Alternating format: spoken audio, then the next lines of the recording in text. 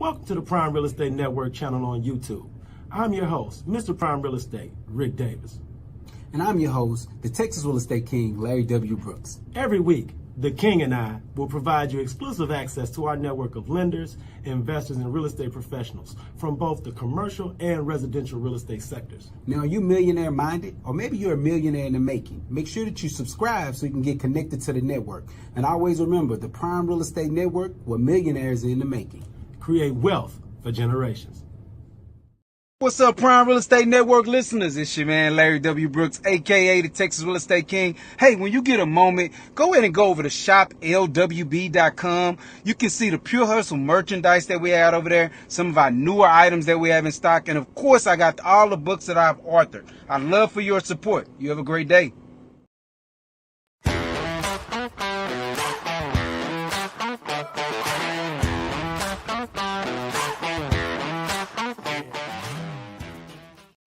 Good afternoon. Welcome to the Prime Real Estate Network Live. I'm your host, Ric Davis. It's an honor and a pleasure to be here with you this week, and I want to thank everyone who's checking us out live on YouTube and Facebook. Look, let's get involved in today's show. You can leave myself or the Texas Real Estate King a relevant real estate question in the comments section, and we may very well be able to get your question answered on today's show. We have a really exciting show planned for you all. I want to take a little time to introduce my co-host.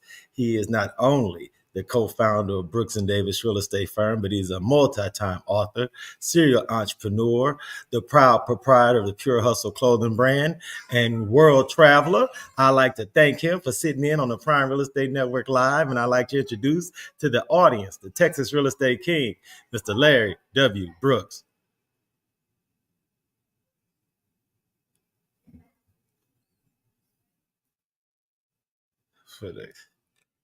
Where is Mr. Brooks?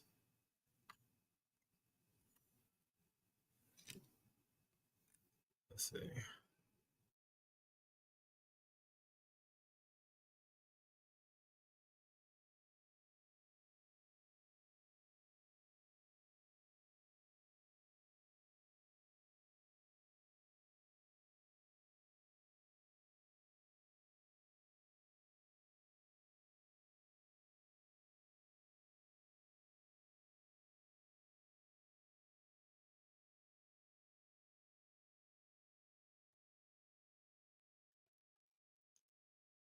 We're working to bring in Mr. Brooks, the Texas Real Estate King. We have a really exciting show.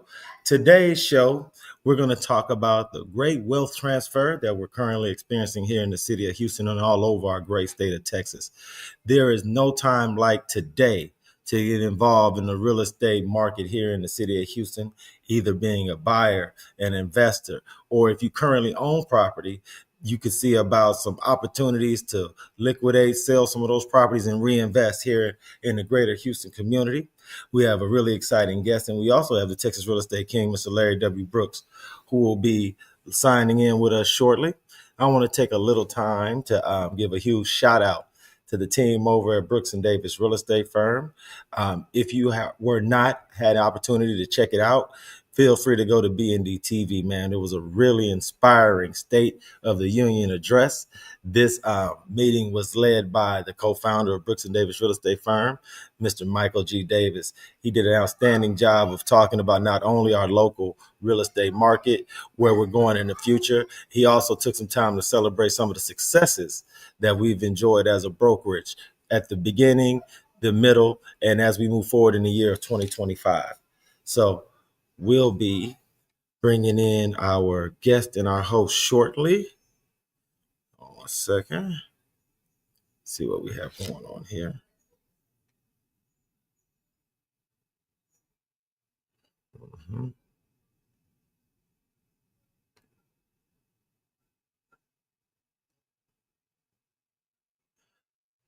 While we work out everything with our guests, I want to take some time to bring to everyone's attention the Prime Real Estate Network Home Buyer Property of the Month. That home is currently on the market. How you doing? Hey, listen, man, you know how it is, man. When you go live like this, every now and then, you got a few technical things that take place, but we work through it, my man. No problem at all. That's what success looks like. We've been doing it for 17 years at Brooks and Davis, working through anything that comes about. So listen, we here today, Prime Real Estate Network doing this thing. I appreciate your introduction of a world traveler. You know, I did take an opportunity to step outside of the country for a few days on last week or over the last 2 weeks, feels like it. And man, I'm just happy to be back here in front of the guests, in front of the audience. Yeah. And hey, we're here, Rick. Okay, now this is the thing. So, and you let me know, feel free to plead the fifth if necessary. But with your travel itinerary, not just domestically, but abroad, yeah, I wanted to ask you, do you have a top 3 as far as airline carriers? Ooh. Do you have a top 3 as far as rental car companies? Okay. And what does the Texas Real Estate King use as a differentiating factor when rating and setting up your top 3 list of airlines and rental car companies? So here, I'll be perfectly honest, and this comes from just a guy that's well traveled, right? Like many people know my story. In 2013, I was gone traveling on a plane or traveling throughout the country for about 42 weeks out of the 52 weeks of the year. I was really having a great time. But through that time, I really enjoyed, that's my getaway. That's the one thing that I don't put a budget on is when it comes to traveling. So I'll say this, Rick. No, I do not have a top 3. I go through, I find the one that got the best rate for the flight. And here's why. They all do the exact same things. They all listen, they're gonna all have flights that's gonna be delayed. They're gonna all have flights that gotta be this and that. Like I've won from everyone from Spirit to Delta to United to American, everybody in between. At the end of the day, they all do the exact same thing. There's no trick book to figure out if one's going to be kinder or nicer than the next. That's not the case. For me, I pick the one that's going to serve me best at that particular time period. So if I'm going somewhere short and I don't need a bag, I can just drive a backpack. I'm going to jump on Spirit. It's going to always give me the best rate. If I'm going somewhere a little further, I may have to carry my bag. I'm going to do Southwest. It's going to give me an opportunity to have a few free check bags and stuff like that. You know what I mean? Just it's different things for different shows, but as far as automobile wise, typically when I go somewhere, I usually Uber unless I got to drive somewhere further once I get into that particular state or that particular country. This time I ended up in Italy. So, my mode of transportation, which is really pretty fly for me. I got to give you this one, Rick. This is good. Tell me how it went. This is my first time taking a taxi boat from the airport that pulled directly up in front of my hotel. Man, come on, man, tell me something. So from the airport to the hotel was a boat ride. Listen, man, I'm gonna post it on my IG later on this week or next week, whenever I get around to it. I'm never in a rush. But when I tell you it was one of the flyest things, man, listen, that was one of the flyest things I ever seen. First time, something like that. But for the most part, now, man, they all do the same thing, man. You just find the one that's gonna fit within the budget of the trip that you're gonna be going on. They say in Italy, a lot of those cities are built of canals. Yeah. So with that being the case, I'm glad you were able to take advantage of the opportunity to have that experience. Yeah. And I say this to people, man, it looks just like it looks on TV. It is, it looked like it looked on TV, like the movies and all of that stuff. You see the canals, they all small. And it was different. Here's one of the things that stood out to me though. I took photos in the same way that I would take a photo here in our city. I think the one thing that was so capturing to me is all of the photos came out as though I had a filter on them or something like that. And I just believe it's just because the skies, or it's not that the skies are clear, but I think there's just less smog that we can't even see with our own eyes. So that was one thing that stood out to me. I'm like, this is the same photo I would take any other time, but these photos all came out like postcards. They all look very, very nice. So I'll be sharing some of those again, like on social media at some point. No rush, you know how to go. I do agree, because in my travels, especially the foreign countries, you do notice that the stargazing and being able to see stars in the sky is a little easier than when you're here, especially in a city the size of Houston, because of the amount of people, the amount of cars, that type of thing. So from that standpoint, I can't wait to see some of the pictures that you post when you do that photo dump now. Don't make us wait too long. You done talked about it on the pod, so you got about what, maybe 48 hours, man. We giving you a 48-hour clock on this, bro. I got one more thing too, and this part was fun. So for most of the audience, they've heard me talk about how I don't cook. Like I haven't cooked in 19 years. Well, why did I go down there and take a cooking class? Baby, Chef Beezy back. That's all I'm saying. The chef is back. Hey, look, now that's something that we got to do a live stream. We got to have a live stream of the Texas Real Estate King preparing his Italian omelets. As he was trained to do by an Italian chef. Come on, man. No doubt about it. I'm glad you were able to have safe travels. I'm glad you were able to have some great photo opportunities and time to build those bonds with those that are closest to you. That's right. Today's show, and for the past quarter to last couple of maybe 6 months, we've talked about how there's been a shift in our local real estate market from a seller's market to more of a buyer's market.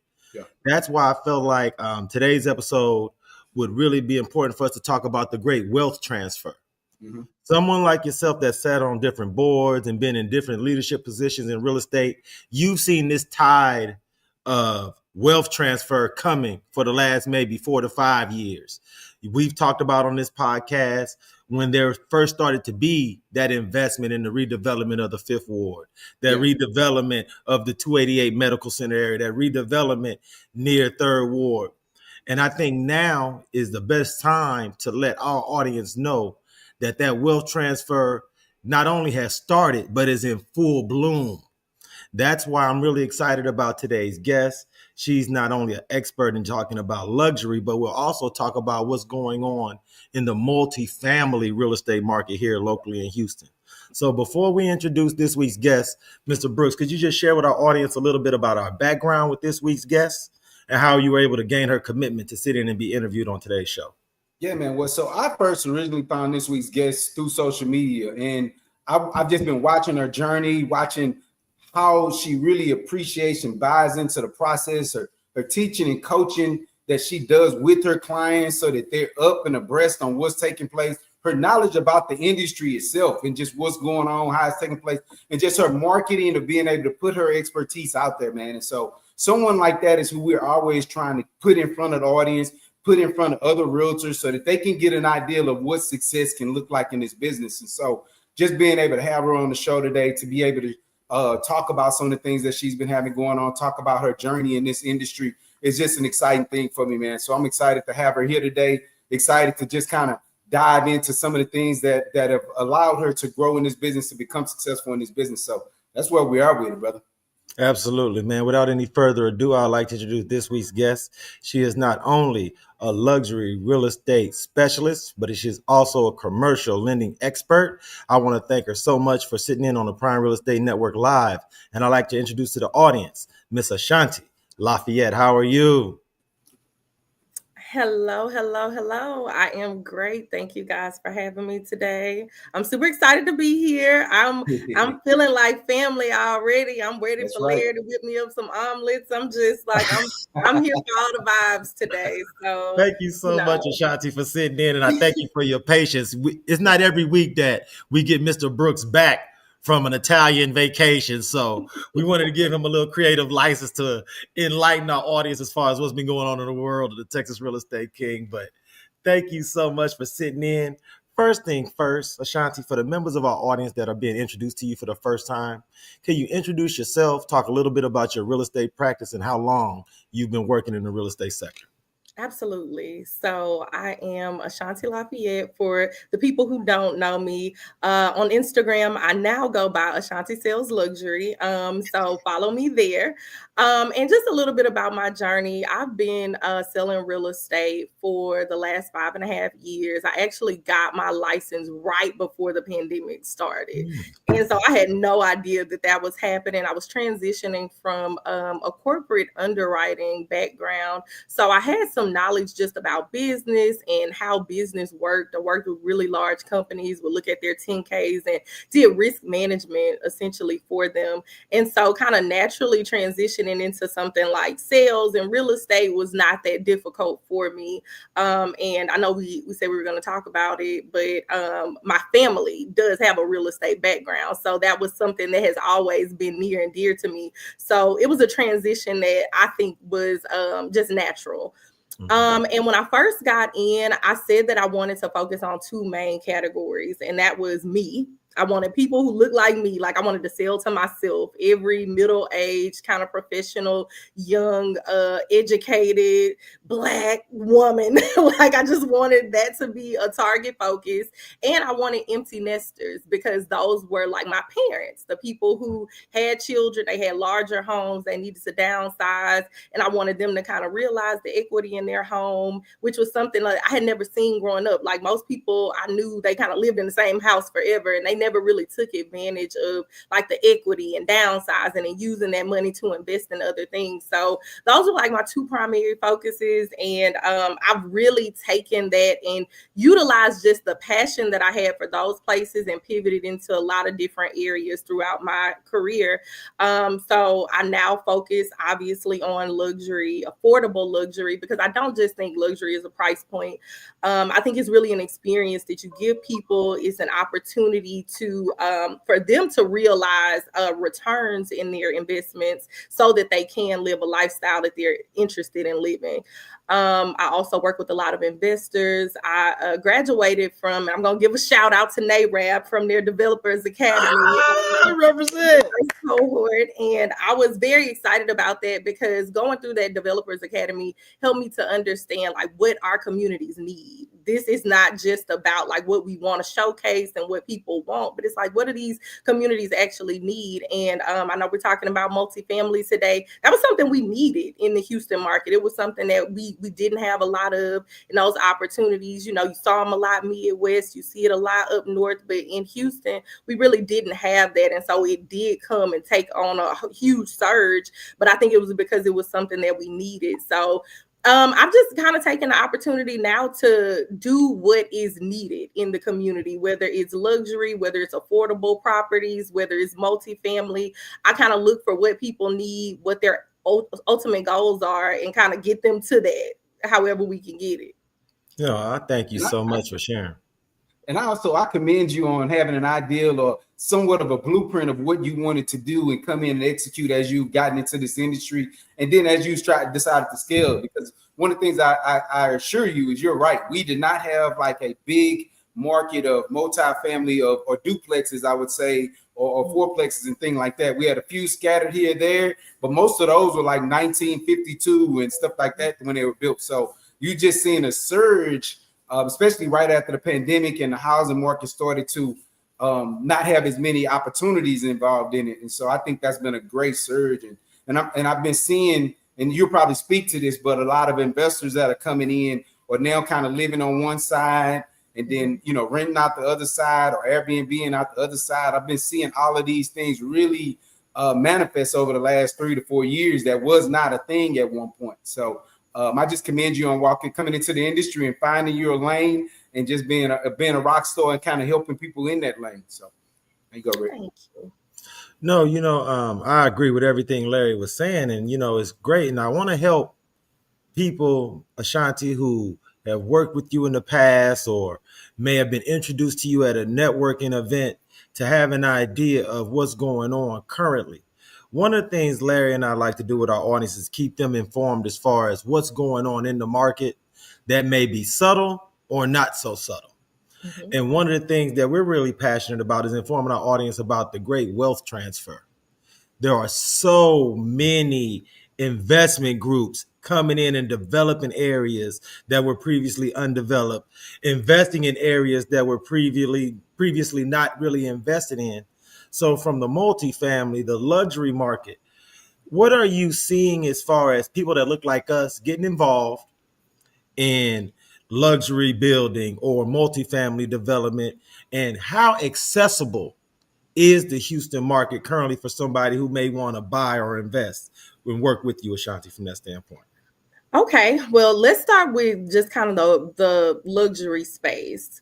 What we're seeing in the market now in the luxury space is opportunity, opportunity, opportunity. And I say that because right now, luxury is outperforming every other industry in Houston. And I think it's because people who have or in that space who are buying $1,000,000 or multi-million-dollar homes, they're using cash. So they're not as influenced by the interest rates and the higher interest rates. And so they're using the opportunity now where we're seeing a lot of builders do price reductions, and we're seeing a lot of opportunities because builders have to get off of this inventory. And so we're seeing those people come and take advantage of properties at a discount where they know they're going to see that future equity in that property once the market kind of resurges. So we're seeing that happen where people are like, hey, I know my money's safe. It's Houston, it's booming, it's on track to be the third largest city in America. We know our money's good here. So I think that you're seeing people, HAR, which I love our MLS here, they give us really good statistics about people all over the country, people all over the world that are searching Houston's MLS to come find opportunities. And there are tons of opportunities here for people in that space. Like I said, because you're not influenced by the interest rate so much, we're able to go in and get really good discounts on some of those properties that have been sitting when builders need to get off their inventory. So it's a good place to land some money, some cash if you're cash heavy. I know those opportunities. I know those zip codes, those areas. So if you're looking to park some money, Houston's a good place. I'm a good person to come park it with. And I know where those opportunities are. So that's what I say about the luxury, like purchase space. In the luxury rental space, we are seeing, people taking advantage, obviously, of renting property because it's not as affordable to purchase homes inner city. So they'll take renting, but I've seen a lot of people get really creative with it. I've seen people, I sold a home just in medical center, and I sold a home to she had just graduated from medical school. She purchased like one of those 4-story properties and rented out every single room in the property to other people who were working with her in the medical center. She's like other nurses, other doctors, like everybody. So they're offsetting their costs. So she became overnight, a landlord to 3 or 4 people, and she purchased a luxury home. And so you're seeing people get creative doing that. They're obviously doing short-term rental, Airbnb, or just kind of, living that city life without having to take on the price tag of a mortgage that they may not be able to afford. So in the rental space, in the luxury rental space, I'm seeing people kind of do that and get really creative on how they're renting, either subleasing or using rental arbitrage to kind of get those short-term rentals in.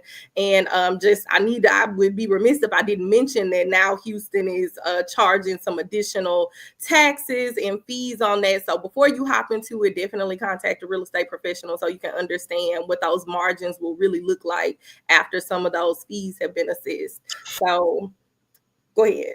Looked like you had a question. I told y'all I could talk. Go ahead. No, thanks a lot. Now, I was just wondering, you talked about multifamily. You talked about our need. Can you talk about how on an investment side, people can help not only the community, but at the same time build their generational wealth egg for their family? Absolutely. So with the huge duplex, fourplex surge in Houston, we're seeing most people take advantage of it by buying those properties as a primary residence. So that means they're purchasing it, they're living in one of those units, at least one of those units.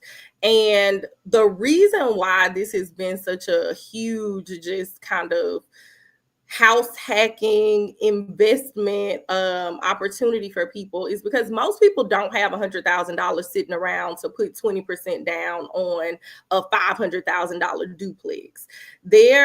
It has now become so affordable because if you're using it as your primary residence, you now can put 3% down, 3.5% down if you're going FHA, 5% down in some instances, which is a lot more attainable for folks because they have I guess, access to those types of funds. So we're seeing people become landlords overnight and have a right out of the gate $400,000 property in their portfolio. That's huge. Like, I don't know many people who bought $400,000 primary properties as their first home. Right. And so you're seeing people get some $400,000 into their portfolio right out the gate, and they're a landlord. And if they choose to move on, they now have a cash flowing asset in their portfolio that isn't prohibiting them from going on and moving into a primary residence or into another multifamily unit. So that strategy has been huge for people, especially people of color. I mean, I love the community because we've not had those opportunities. We've been, with all of the different things that have happened just in the history of the country, we've not had a lot of these opportunities. And so now seeing that these opportunities are within reach for this community and for everyone really, but it's just so exciting to see. And I tell as many people who will listen about just the duplexes in Houston, the fourplexes, and the multifamily opportunities in general. And a lot of times, and this is a really important part, people have gotten denied for primary homes, single family homes, because of their debt to income or other things, and them being able to use that future rent from the other units. That's the thing that gets them over the hump. That has been the thing. I've seen people get denied for a $200,000 single family home and get approved for a $400,000 duplex. That's crazy. And so when you think about that being the case, you're like, oh my goodness, these people who couldn't get a house last year or 5 years ago now obviously have the opportunity to get an asset, be a landlord, and they can move on. So it's just been huge. It's been something great for the community. It's been something great for Houston and a lot of people who are relocating and investing in Houston. No, I agree totally. That information, those gems that you shared, I urge everyone in the audience to go back, revisit that information, come back and rewatch this episode and take notes. Or they can just reach out to you directly on Instagram at Ashanti Sells Luxury. You mentioned earlier in the interview that your family background professionally is in real estate. What Larry and I have the pleasure of doing every week is when we interview business owners like yourself, we ask them, are there members of their family that may have served as an inspiration or a guiding light for them? Could you talk a little bit about your family's background in real estate, how that helped to shape how you look at the industry, and where do you attribute the passion and energy you have for service in the real estate space? Okay, well, I'm from Alabama originally, Mobile, Alabama. Shout out to Mobile. Shout out. But actually, the neighborhood that I grew up in, my family developed. It was a very small pocket of Pritchard, Alabama. If anybody knows anything about Mobile, Pritchard is a nice little pocket of whatever we want to call it, glory in Mobile. And we had a small section of Pritchard where my family bought land and developed the land and built what I would consider at that time like affordable luxury homes in the 90s. And it was a pocket of middle class Black families that didn't want to move out to the suburbs. We kind of wanted to stay true to where we were and who we were in that environment and neighborhood. But we built what I would consider a little pocket of excellence. And I always jokingly say, and I have a best friend who her mom says I was a real estate agent at 9 years old, because she says I sold them their first home. And it was because, it was my family's neighborhood. I'm walking outside. I see a family going to look at a house. I saw they had a daughter that was my age. I'm like, hey, can she come outside and play? And they're like, sold. Like, you got it sold. Like, we're good. And I'm like, hey, now, and we're still best friends to this day. And so I think that just for me, actually seeing that in real time, a small middle class small town family coming, purchasing land, building what I would consider just like an excellent representation of just middle class Black excellence in what others would say was the hood. They were like, oh, this is the hood. We don't want any parts of it. And they built that in that area. And now people to this day like have lived there, haven't moved for the last 30, 40 years. That's just something that you can't, I couldn't see that growing up and not think that I could do whatever I wanted to do in this world of real estate. And I saw the opportunities that it afforded my family, and the people who had invested in that small area. I mean, those people saw their homes return 2, 3, 4 times over. So it's something that I saw in real time. My dad's an engineer. He was one of the builders kind of in that, and just kind of seeing the blueprints coming home from elementary school laid out on the table. It was fascinating to me. And now to be able to kind of take the torch and take it just a different step further and introduce it to my children, and to have them, I mean, my children, they're at open houses with me, passing out flyers and candy. And it's really that legacy that people talk about, and being able to recreate that in a real way, because it's not just money. Leaving people money is leaving them passion and purpose, because you can leave them money, but if they're not going to do anything with it, it dies when, that money dries up. And so I think for me, I saw something as a young child that kind of stayed with me forever. Ashanti, one of the things no, please, Larry, go ahead. One of the things I want to ask it makes me speechless, you being able to say that and being able to see things like that, because that does make a big difference. Because a lot of times what we see is what we be, what we become. Like if we can see it, we feel like we can envision it, we can touch it. So you being able to see that at such a young age is amazing. So I got a random question, a random thought.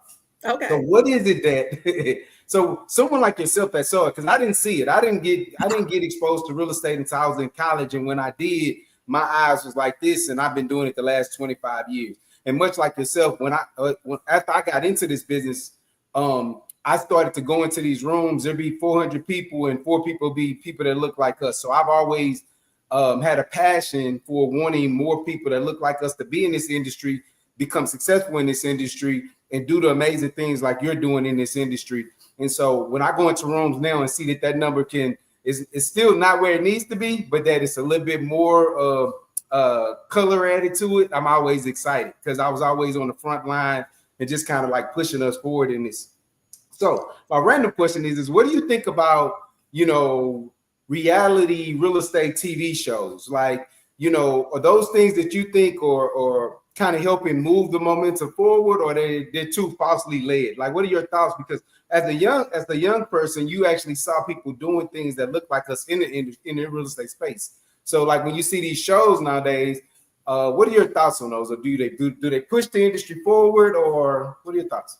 I think honestly, my thought is we got to meet people where they are. And if people are on the couch watching reality TV, even if they catch one gem from it because it was there in front of their face, I think it's good. Like I'm a proponent of it being everywhere. Like even in the churches, like when they're having things, like if the people are at the church, real estate needs to be at the church. If the people are, at the schools, they need to be. If the people are watching TV, reality TV, I think that there's still gems, even in the drama and the theatrics of what reality TV is. I think there's still gems there. And I think it does still showcase to people what it could really be for them. And so I think that, as long as people see it, they can believe it. And so meeting them where they are, I don't see a problem in it. Okay, good. And I was specifically talking about reality real estate shows, because we have so many of them now that you submitted this. So I just wanted to see how someone that saw this at a young age, what that thought was. So thank you for sharing. I wanted to ask you this, and I want to thank you so much. You've been more than generous with your time. Larry and I joke about how we have our show on Thursdays, and that's usually getaway day for every business owner.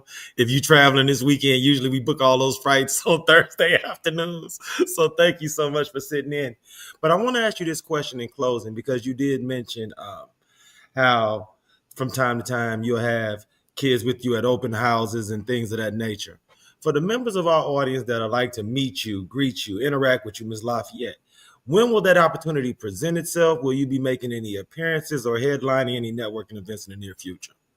Well, I don't have a schedule for it yet, but I will be having what I would like to say is for my clients, just kind of a client appreciation coming this fall.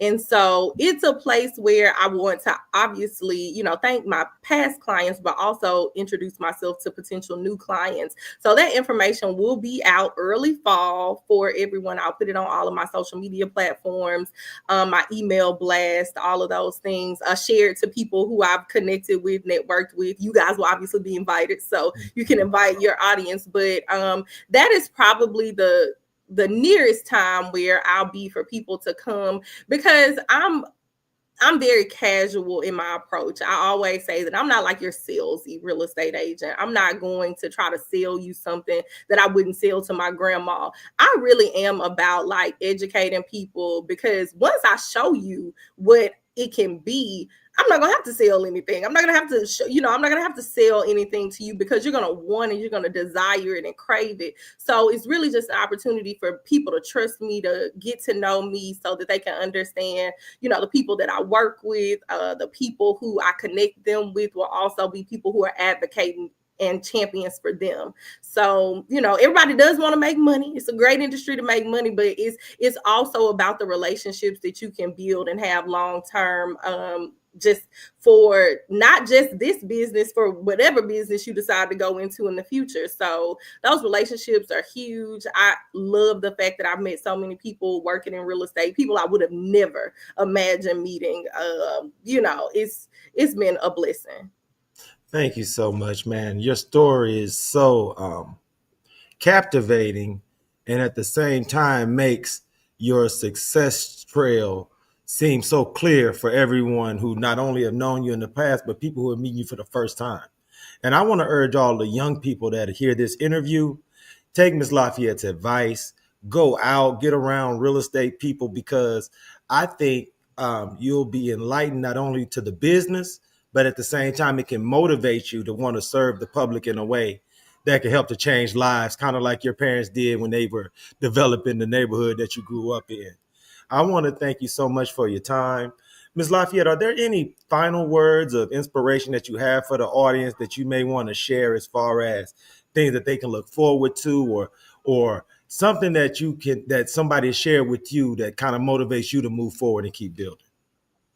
Well, I think probably in this market, the best thing I can tell other real estate professionals and people who are wanting to jump into real estate investing is like, don't be afraid to pivot. Like, I know we all have a plan and what we think this should look like and what it should be, but there's opportunities coming from everywhere. The reason I even, and I'll shameless plug, got into commercial lending is because, the real estate market for retail buyers had kind of gotten slow. So being able to leverage just kind of my knowledge of financing in that industry and give it to my investor clients and kind of create a full comprehensive package for them on, like, with contractors and how you can get into fix and flips and how you can get money to do these projects. That has been the thing that has sustained me through an otherwise difficult, tricky market. So don't be afraid to pivot. I love luxury. I love the luxury space, but every home isn't going to be a luxury home. And so don't get so caught up in what social media says it's supposed to look like and what other people around you say it's supposed to look like. Like, do what's true to you and, create opportunities. And even when there's not opportunities, go and create an opportunity, because there are always opportunities. So I'll leave y'all with that. Thank you so much, Queen. It's been an honor and a pleasure to have you on the show. Larry and I are indebted to you for not only your service to the community, but taking time out of your schedule to sit in. Please keep us up to date as everything that's going on with not only yourself, but your real estate movement. You always have a seat here with us, Queen. Thank you so much. I hope you enjoy the rest of your day. Thank y'all for having me. Thank you so much. Thank you. Hey, man, great show, Mr. Brooks, man. Outstanding guest. I hope our audience take so much from the interview, implement some of the gems that Ms. Lafayette shared. And in closing, Mr. Brooks, was there anything about the interview that stood out to you that will stick with you after and as we move forward? Being in this industry so long, I understand when I see someone that carries the knowledge and the compassion that it takes to be successful in this. but not only be successful, but the willingness to help people and walk people through the process, right? You know, and it's kind of like she said, you don't have to sell yourself when you're able to give the knowledge or be able to bring people into your expertise. So, you know, I commend her on being able to do that. That's the thing that stood out most to me. And I definitely can continue to see her rising all the way to the top of this industry, knocking it out the ballpark. And for our audience out there that are looking for some assistance, like-mindedness, then definitely feel free to reach out and just see if you can get some guidance, see if you can get an opportunity to be helped in that way. So it was a great show. Absolutely, man. On behalf of myself, Ric Davis, and the Texas Real Estate King, Mr. Larry W. Brooks, we want to thank Miss Ashanti Lafayette for sitting in on the show. We want to thank everyone in the audience for tuning in. If you're in the greater Houston area and you want to learn more about real estate or being a real estate professional, you can visit us at the Brooks and Davis Education and Training Center at 2600 South Loop West, Suite 310 in Houston, Texas. Until next Thursday in the noon hour, everyone in the Prime Real Estate Network audience, please be safe and be blessed. Be blessed.